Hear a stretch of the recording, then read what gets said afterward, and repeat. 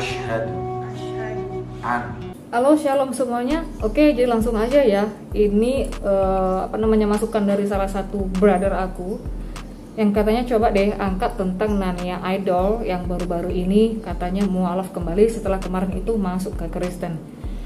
Sebenarnya jujur aja, belakangan hari kalau misalnya ada kasus-kasus orang Kristen yang murtad, orang Kristen itu yang mualaf, gue tuh nggak ngerasa heran lagi ya. Mungkin kalau dulu sih bertanya, kok bisa gitu ya, maksudnya kok bisa udah percaya sebagai juru selamat, sebagai Tuhan, mengakui bahwa Yesus itu sebagai jalan kebenaran, tapi kok bisa beralih gitu. Tapi setelah mengetahui beberapa akar-akarnya, beberapa poin-poinnya, gue ngerasa oh iya, maksudnya itu bukan sesuatu yang mengherankan sih. Kasus Narnia ini menurut aku itu cuman bagian kecil dari fenomena besar yang sesungguhnya. Ada fenomena yang lebih besar lagi yang bisa menjadi sorotan kita. Ya, kenapa bisa orang Kristen itu berpindah keyakinan? Banyak sebenarnya faktornya, banyak sekali. Tapi kalau saya harus menjelaskan detail per detail, poin-poin itu semuanya itu butuh 1 jam mungkin ya. Sementara di sini saya harus berkejaran dengan durasi. Coba lihat berita ini dulu. Di belakang saya Anda lihat, itu supermarket atau gereja. Yang pasti ini adalah sebuah supermarket. Tapi bentuknya unik ya, bentuknya seperti sebuah gedung gereja. Ini memang tadinya adalah sebuah gedung gereja, tempat di mana orang Kristen berjemaat. Tapi sekarang tempat ini berubah menjadi supermarket. Ada begitu banyak gedung-gedung gereja yang indah, yang besar, sudah kosong. Mulai berubah fungsinya. Ada gedung gereja yang menjadi masjid, ada gedung gereja yang digunakan menjadi museum, ada gedung gereja yang menjadi kafe, ada gedung gereja yang dibiarkan kosong.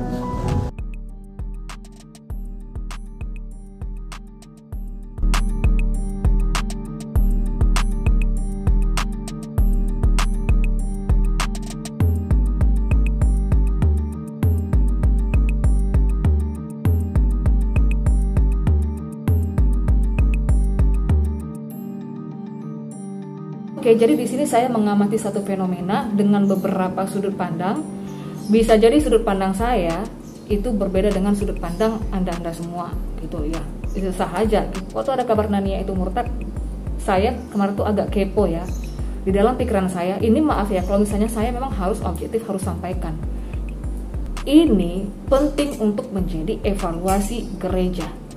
Waktu si Narnia itu mualaf, saya berpikir, jangan-jangan si Narnia ini ketika masuk Kristen itu masuknya ke Kato. Biasanya nih ya, para murtadin itu banyak yang larinya itu ke karismatik dan mereka itu tetap stay. Kalau di karismatik, walaupun semua gereja itu pasti ada cacatnya ya, semua gereja itu nggak ada yang sempurna lah, nggak ada yang perfect ya. Banyak saya lihat kenapa para murtadin itu berbondong-bondong masuknya itu karismatik dan ketika mereka itu dalam, mereka itu stay. Nah, terlepas dari kecacatan gereja, bibit-bibit gereja yang tumbuh di mana banyak gereja yang mati itu banyaknya itu dari karismatik. Ya, adanya inovasi itu dari karismatik. Dan gereja-gereja di Asia yang besar, yang dalam jumlah jemaat yang terbanyak itu yang ada aura-aura bau-bau karismatiknya. Misalnya kayak Protestan pun tapi ada corak pentakostalnya gitu ya, corak-corak karismatiknya. Musik gereja itu penting untuk gereja. Pujian dan penyembahan itu termasuk salah satu sarana dalam penginjilan. Makanya kalau kita lihat itu di YouTube, lagu-lagu rohani Kristen itu ya contohnya kayak lagu-lagu Citra Scholastica. Pertolonganmu begitu ajaib, kau telah memikat hatiku. Coba lihat itu di komen-komen itu banyak yang muslim. Di TikTok juga saya lihat itu ya, kalau lagu-lagu rohani itu yang komen itu, bahkan yang nyanyikan itu ada beberapa yang muslim. Bisa lihat nanti di komentar-komentar YouTube itu, mereka merasa tenang, yang mereka merasa nyaman gitu kan, mereka merasa seperti dikuatkan padahal mereka muslim. Jadi musik gereja, pujian, penyembahan itu adalah salah satu sarana penginjilan dan sebagai salah satu faktor yang memberikan efek psikologis dan juga pertumbuhan rohani untuk seseorang, untuk jemaat. Orang mendengar khotbah 45 menit itu udah hebat ya, tapi otak manusia itu hanya mampu mengingat sekian persen. Tetapi kalau lagu, mereka tuh bisa lebih nempel, lebih ingat. kenapa tadi saya sebut Katolik? Di negara-negara Eropa atau di luar sana lah kita bilangnya, itu gereja-gereja yang banyak tutup, yang beralih fungsi jadi kafe, jadi masjid, itu gereja banyaknya Katolik. Orang-orang banyak berpindah menjadi ateis itu di luar sana itu dari Katolik. Kenapa? Tempo hari saya pernah itu debat, diskusi di salah satu grup.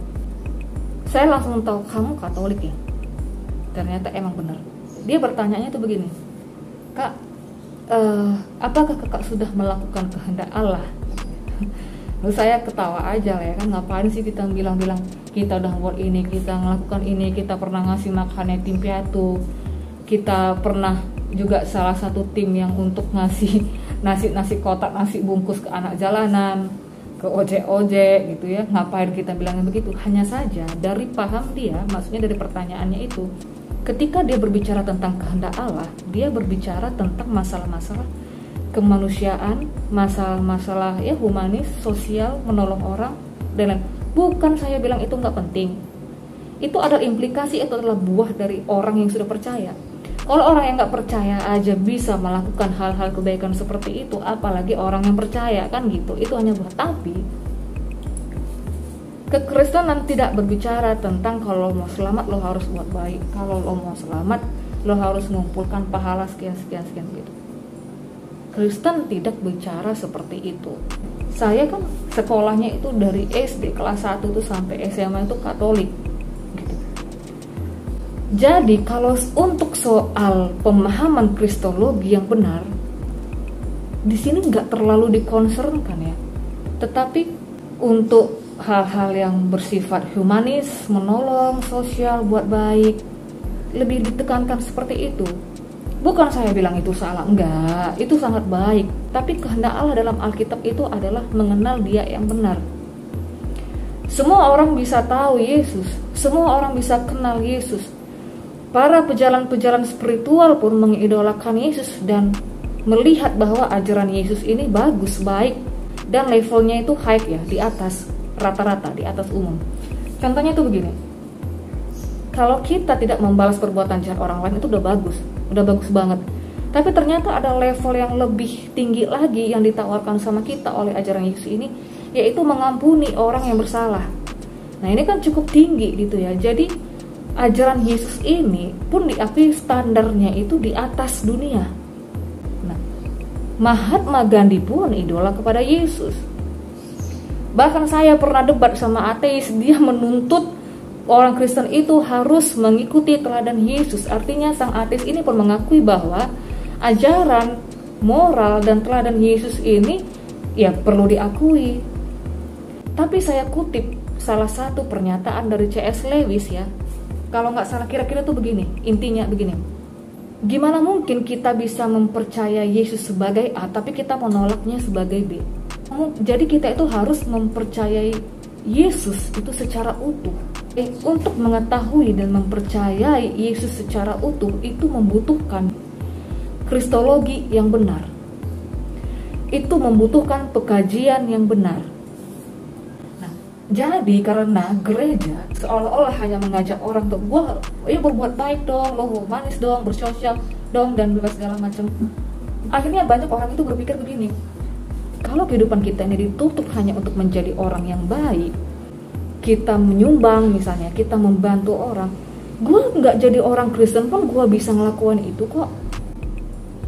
Gue menjadi orang Muslim juga bisa jauh lebih baik malah begitu ya, karena mereka ada bicara tentang pahala. Jadi seperti ada dorongan untuk melakukan hal-hal yang bersifat sosial. Gue menjadi seorang spiritualis, menjadi seorang pejalan spiritual pun, gue bisa melakukan kebaikan-kebaikan itu. Gue menjadi seorang Buddha pun ya, pepatah-pepatah filosofi Buddha itu bukan gak bagus loh ya. Tapi kan kita di sini memandang dari kacamata Kristen. Nah, bahkan filsafat filosofi Yunani itu pun sebenarnya banyak yang bagus, gak jelek. Tapi sekali lagi kita kan bicara dari kacamata Kristen, bagaimana ajaran-ajaran itu di-compare gitu ya. Nah, akhirnya karena banyak orang yang merasa gua nggak menjadi orang Kristen pun gua bisa baik, makanya ada gerakan New Age Movement di mana setiap kebenaran-kebenaran yang baik ya dari setiap agama, dari setiap ajaran itu dikumpulkan. Tapi sebenarnya ini pintu ya, sebenarnya ini pintu ke TDB ya, tatanan dunia baru nanti, pemerintahan satu dunia. Nah, jadi itu satu faktor. Gue nggak mesti jadi orang Kristen nih, gue nggak mesti jadi orang Kristen untuk menjadi orang yang baik. Gue bisa menjadi orang yang baik, melakukan ini itu di agama yang lain juga bisa, gitu kan? Kalau hanya untuk mengikuti ajaran Yesus, gue nggak mesti jadi agama Kristen. Bahkan kalau saya tidak beragama Kristen pun, saya masih bisa mengagumi Yesus, saya masih bisa idola kepada Yesus, saya masih bisa menganggap Yesus sebagai guru moral saya bisa menganggap Yesus sebagai guru spiritual saya. Tapi sekali lagi, apakah kristologinya secara utuh? Dan faktor keduanya apa? Kalau kita lihat itu banyak yang murtad, misalnya kayak Yahya Waloni, Irene Handono ya. Nah, makanya saya bilang ini evaluasi untuk gereja juga. Kalau dulu waktu saya itu masih pegang Trinitas, walaupun sebenarnya Trinitas saya itu versinya bukan Trinitas versi Tertullianus dan orang-orang yang menganggap ada Allah Bapa, Allah Anak, Allah Roh Kudus ya. Term itu kan gak ada di Alkitab. Saya dulu Trinitasnya ya percaya Yesus itu adalah Bapa. Jadi karena saya tahu Trinitas memang tidak mempercayai itu saya gampang aja buang yang namanya kulit. Gue lebih penting esensi pemahaman daripada merek-merek yang begitu kan. Nah, waktu dulu saya masih memegang Trinitas, murtad itu hal yang agak tabu ya untuk saya ya, gitu. Tetapi karena setelah saya melihat nih, kenapa sih mereka bisa ketika mereka itu lompat ke agama lain? Mereka mati-matian sebenarnya yang mereka serang itu adalah Allah orang Kristen itu 3. Dulunya saya mikir ini maksudnya Allah orang Kristen itu 3 itu gimana? Siapa yang mau percaya Allah 3? Tapi setelah saya udah masuk di kancah debat yang khusus ya, maksudnya kalau debat itu udah dari lama yang pernah dengan orang seberang, dengan ateis pernah. Setelah saya masuk benar-benar mengupas tentang Trinitas, diskusi dengan orang-orang di media sosial, melihat pemahaman mereka, pemaparan mereka, teolog-teolognya, memang jatuhnya pahamnya itu Allahnya itu jejer. Makanya ada istilah Allah jejer. Jadi paham itu betul-betul ada Bapa, ini oknumnya beda, ya. Ada anak, ini si Yesus itu. Jadi ini kayak Zeus sama Hercules. Bedanya bukan anak biologis, itu aja. Dan memang dipahami secara literal, secara mentah bahwa ada Bapa, ada anak. Kemudian dimanipulasi, dibikinlah kedok dengan bahasa-bahasa, dengan kosakata-kosakata yang mubazir, homosius, ousia, apalagi. Itu kalau ditarik talinya itu semua itu satu, pahamnya itu jatuhnya itu sama. Jatuhnya apa juga ya, jatuhnya jejer juga. Itu kan hanya bahasa-bahasa untuk sebagai manipulasi gitu. Jadi saya mikir wajar orang Kristen itu ketika murtad, mereka bilang Allah orang Kristen itu 3. Tapi yang pasti itu kan bukan pahamnya kami gitu ya. Kami kan non-Trinitas.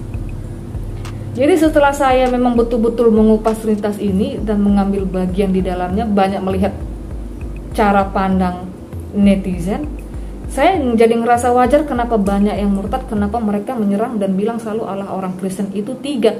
Justru memang pemahaman orang Kristen itulah yang menjadikan ini jadi bahan bulian di luar. Jadi kalau misalnya mereka mengangkat tentang Trinitas, sejarahnya dan lain-lain segala macam, itu nggak sepenuhnya salah. Banyak orang yang murtad karena Trinitas. Banyak orang yang masuk Kristen itu karena Yesus.